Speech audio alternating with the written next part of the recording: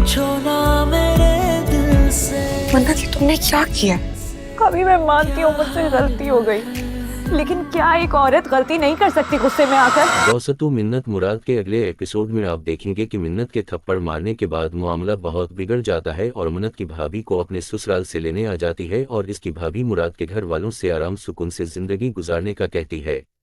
अचानक उनका नखट्टू दामाद कहता है कि मिन्नत ने मुराद को भी थप्पड़ मार दिया है। ये सुनकर इस भाभी सर पकड़ लेती है और मिन्नत से कहती है कि तुम्हें ऐसा नहीं करना चाहिए था।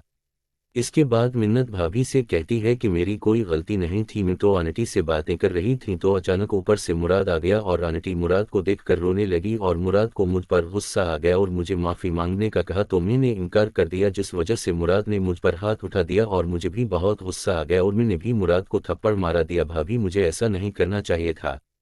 इसके बाद मिन्नत कहती कि मैं इस घर में नहीं रहूंगी। इस पर मुराद कहता है कि तुम मेरी मां से माफ़ी मांग लो। ये बात मिन्नत नहीं मानती और भाभी के साथ गाड़ी में बैठकर चली जाती है।